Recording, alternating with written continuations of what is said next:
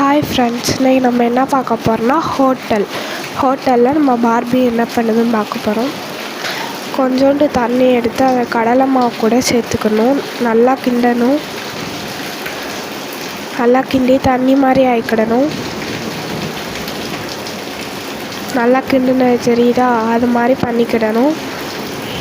இதில் நம்ம அல்வா செய்ய போகிறோம். கடலை மாவு அல்வா. அடுத்து நவாப்பழம் எடுத்துக்கணும். அது கொட்டையை மட்டும் தனியாக எடுத்துகிட்டு அதை நல்லா அரைச்சிக்கிடணும்.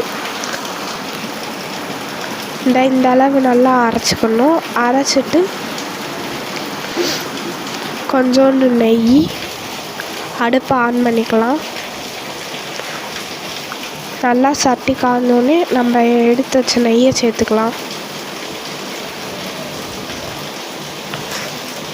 நல்லா நெய் உருகினோடனே, நல்லா உருகிறது தெரியுதா, அது மாதிரி நல்லா உருகினோடனே அதில் நம்ம அரைச்சி வச்ச நவாப்பழத்தை சேர்த்துக்கலாம்.